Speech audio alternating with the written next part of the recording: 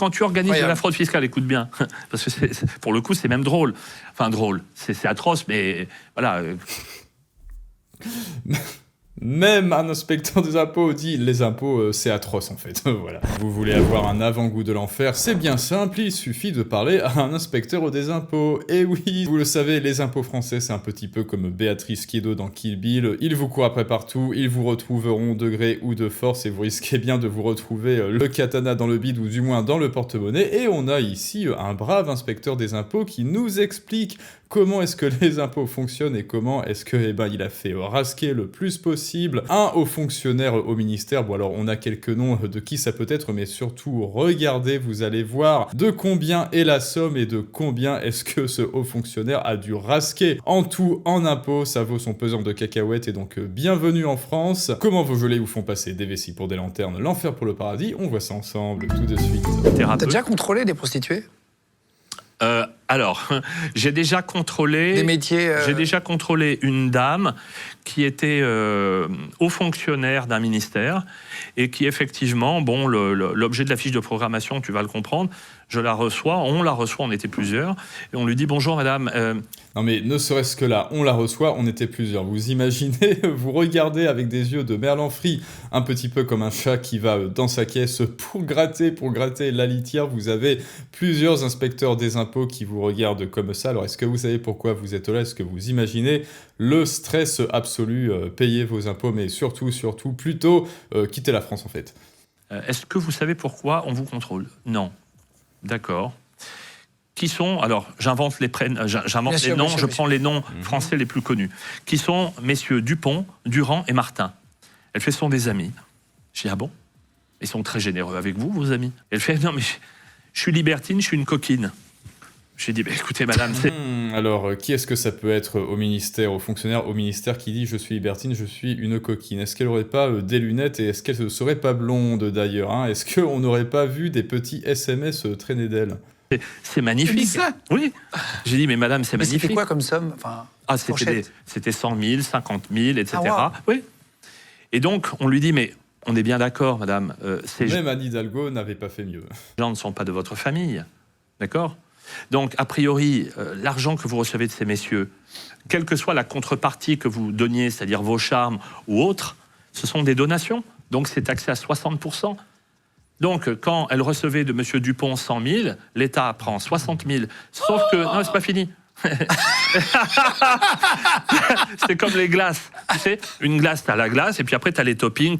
Voilà, là, en fait, voilà. Le monsieur inspecteur des impôts vient de résumer parfaitement les impôts en France. Les impôts français, c'est comme les glaces, les amis. Et oui, pourquoi? Parce que comme les glaces, il y en a de plusieurs saveurs, il y en a pour tous les goûts, pour tous les palais, ou alors pour tous les rectums. Hein. C'est selon l'image qui vous convient le mieux. Il y a pistache, menthe, et oui, il y a plus de 600 impôts en France. Et en plus, ça n'est pas fini parce qu'il y a la glace, mais comme il le dit, il y a les toppings, il y a les petits carrés de chocolat, je sais pas quoi, il y a la chantilly aussi. Ça, c'est son travail, c'est d'ajouter des toppings, semble-t-il, à vos impôts. Hep, Nicolas, ok, tu as payé sur ton super brut, sur ton brut, sur la TVA, mais attention, sur ta glace des impôts, il reste la chantilly. L'État prend 60 000, sauf que... Non, c'est pas fini. C'est comme les glaces. Tu sais, ouais, nous aussi, ça nous fait rire. Une glace, t'as la glace, et puis après, t'as les toppings, cacahuètes, caramel. Voilà, donc... Il y a 60. Attends, c'est vrai que tu peux pas donner d'argent. Nicolas connaît bien le supplément caramel. Alors, un pote. Ah, tu peux donner de l'argent à un pote. Tu aides un ami qui est dans le besoin. D'accord, tu lui donnes 100 000 euros. D'accord, tu donnes 100 000 euros à un ami, 60% à payer d'impôts. C'est génial, hein. Un ami, ben voilà, il vous vient en aide, je sais pas, hein, ou alors votre famille, ah non, votre famille, ça compte pas. Ouf, c'est déjà ça de prix, mais votre ami, voilà, il vous vient en aide parce que vous passez peut-être une phase un petit peu dure, et bien, pour tranche de 100 euros, pour chaque tranche de 100 euros, hop, l'État, le vampire impôt vous prend 60... Ah oui, tu as voulu aider ton ami, eh bien, merci d'aider l'État, merci d'aider, en fait, plus l'État que tu n'aides ton ami avec ces 60% d'impôts pour les donations. Ton pote, il va recevoir 40 000. Mais qu'est-ce que c'est que ce paradigme où on se dit, ok, on va inventer une taxe pour taxer, pour faire un impôt sur les donations. C'est-à-dire, vous donnez de l'argent à quelqu'un, et ben non, en fait, ça revient pas au mec, ou alors ça revient pas à la personne. Non, cela revient en grande partie à l'État. C'est abusé si t'as déjà travaillé et payé de charges sur le truc, tu vois. Ça paraît un peu injuste, ça. Ouais, mais c'est le réel. Et donc, cette dame, ce qu'elle... Super argument, hein. Oui, mais c'est le réel. Donc, c'est un petit peu comme Anne Hidalgo, hein, quand on a dévoilé ses notes de frais. Alors, c'est quoi votre argument, Anne Hidalgo? Eh bien, j'ai le droit, hein, voilà, c'est mon droit, ce sont des notes de frais. Ces notes de frais, elles existent. Les notes de représentation, les indemnités de représentation, eh bien, elles existent. Alors, j'ai le droit, alors je vais en profiter. Et ben là, c'est exactement pareil. Oui, c'est un peu dur, mais j'ai le droit, c'est le réel. Voilà, c'est le réel. Sauf que non, ça n'est pas le réel. Hein. Les taxes, et oui, je suis un petit peu woke dans l'âme, les taxes c'est une construction sociale, et surtout en France, on est les pros de la construction sociale, de la construction fiscale, ou devrais-je dire fiscale, mais surtout on est des pros pour s'inventer des narratifs pour justifier ces impôts interminables, si bien que même les inspecteurs des impôts disent que c'est comme les glaces avec des toppings et des cacahuètes. Ce qu'elle aurait dû faire, c'est signaler son activité ou se codifier sous un répertoire métier, d'accord, en disant qu'elle était, j'en sais rien, masseuse ou autre, en BNC, et puis elle aurait payé de l'impôt sur le revenu. Mais tous ces revenus extra rémunération de fonctionnaires... Alors, on ne sait pas. Hein. On ne sait pas ce qu'a fait cette dame, on ne sait pas qui c'est. Enfin, si, on a quelques petites idées. Quoique, pour la passe, 50 000 euros, 100 000 euros, c'est un petit peu, à mon avis, elle lui a inventé des histoires. Mais donc pour recevoir de l'argent de vos amis, vous êtes obligé d'ouvrir une structure en BNC, bénéfices non commerciaux. Mais qu'est-ce que c'est que ce délire? Et puis en plus, c'est commercial, non? Enfin, si, ou alors c'est médical. Ah oui. C'est vrai que quand on vous fait la finition massage avec Happy End, eh bien, même pour les ministres, c'est de l'ordre du médical, hein, c'est salvateur. Elle ne les déclarait pas. Bon, le fisc voit des flux financiers qui arrivent à son profit, taxés. Point. C'est quoi les toppings, du coup, tu disais? Les toppings, c'est les pénalités. Hein. Quand tu masques là, on va entrer dans le dur. Les petits toppings, maintenant. Vous avez votre glace, vous êtes allé en France, et donc, sans même forcément le savoir, vous avez commandé votre bonne glace fiscale à la pistache, mais ça n'est pas fini. Ça n'est pas fini parce que maintenant, c'est l'heure des toppings, et là, j'espère que vous êtes prêts. On va voir combien est-ce qu'elle a payé sur les 100 000 euros. Chose sciemment que tu déclares rien, tu te prends 40%, et quand tu fais une organisation frauduleuse, etc., c'est 80%. Donc, quand tu organises de la fraude fiscale, écoute bien, parce que pour le coup, c'est même drôle. Enfin, drôle, c'est atroce, mais voilà... Même un inspecteur des impôts dit les impôts, c'est atroce en fait. Voilà. Vous allez devoir payer parce que vous avez oublié de dénoncer ça, enfin de déclarer ça, parce que en même temps, c'est votre argent, donc peut-être que oui, vous avez eu un petit oubli, et bien hop, 60%, et oui, c'est drôle, moi j'en ris parce que voilà, je vous inspecte, mais en même temps, c'est atroce, et il le reconnaît, en fait, là vous voyez, il est cynique, c'est du cynisme pur et dur avec la glace et les toppings, et oui, au final, quand il trahit un petit peu au premier degré, eh bien oui, les impôts en France, c'est atroce. Quand l'horrible atteint un tel stade, c'est presque comique. Non mais voilà. Je le savais pas, hein. Je ne m'en rappelais pas. Quand l'horrible atteint un tel stade, c'est presque comique. Mais de quoi on parle? Est-ce qu'on parle des groomers pakistanais? Est-ce qu'on parle de la guerre israélo-palestinienne? Est-ce qu'on parle des chambres à gaz? Est-ce que l'on parle du film La vie est belle, où ce que le père voit pour son enfant, c'est tellement horrible que lui, il essaie de lui inventer un double narratif des blagues pour le faire rire, et pour éviter qu'il sache que c'est la guerre, parce que c'est tellement horrible que cela doit devenir comique. Mais de quoi on parle quand on dit que c'est si horrible? Des impôts français, en fait, voilà. Vous vous rendez compte, les impôts français, c'est tellement horrible que ça peut même surpasser, selon lui, selon l'inspecteur fiscal, enfin, peu importe, les heures les plus sombres de notre histoire. Cela peut, selon lui, égaler. C'est tellement horrible que cela en devient gênant et comique. Il faut se construire un narratif comique, humoristique, pour survivre dans cet environnement fiscal. On reçoit 100 000. Elle doit payer 60%. Elle va payer 60 000. Sauf qu'on va lui mettre la majoration pour fraude fiscale de 80%, c'est-à-dire 48 000. 80% de 60 000, ça fait 48 000. 60 000 et 48 000, 108 000, plus les intérêts de retard, on va dire, allez, 12 000, 120 000. Elle aura touché officiellement 100 000. Elle devra rendre 120 000.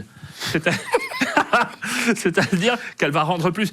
Le fisc a une capacité presque christique de multiplier les pains. Vous voyez à quel point il est détaché. Alors on peut pas lui en vouloir parce que lui, bah voilà, en fait, il est en recul de ça. Oui, il est dans son pigeonnier ou alors dans sa tour d'ivoire et il regarde comme ça les petits chiffres, les petits revenus des petits Français ainsi que des ministres. Et oui, il se rend compte que ce qu'il fait, il s'en rend compte. Il a dit que ce qu'il fait est horrible. C'est tellement horrible que c'en est comique et surtout, c'est tellement comique qu'il vous fait des analogies. Le fisc, c'est comme les glaces et il fait des métaphores avec Jésus et la multiplication des pains. Et oui, le fisc a une fonction christique. Bercy a une fonction christique en France, tellement christique qu'il en revient même à multiplier les pains. Ce qui normalement serait une métaphore pour annoncer une bonne nouvelle, super, on va multiplier les pains, ce qui symbolise la nourriture. Mais non, on va multiplier non pas les pains pour nourrir le peuple, mais on va multiplier ses impositions et ses revenus obligatoires. C'est génial, il n'y a que en France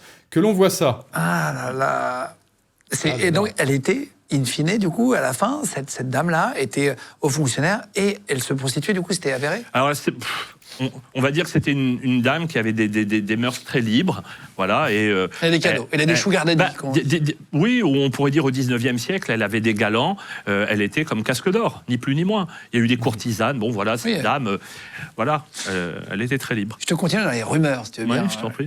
Il y en a beaucoup, et merci d'expliquer en tout cas très clairement si c'est vrai ou pas. Oui, bah écoutez, très clairement, c'est très clair, monsieur l'inspecteur du fisc, donc retenez bien, les impôts, c'est comme la glace, mais après, moi, j'aime bien ces images. Les impôts, c'est comme les glaces avec les toppings. Les vampires impôts, c'est un petit peu comme Jésus-Christ qui multiplie non pas les pains, mais les retenues et les prélèvements, mais les retenues et les prélèvements obligatoires. Et si tu n'es pas sage et si tu oublies, bon là, effectivement, de déclarer 100 000 €, eh bien, tu vas devoir rendre 120 000. C'est pas génial ça, c'est pas génial. Cette interview est d'intérêt public, effectivement. J'ai quitté la France il y a 10 ans. On se demande bien pourquoi. Pour entreprendre dans un pays qui soutient ses entrepreneurs, un peu comme moi peut-être avec Chypre. J'avais parfois des petites pensées de retour.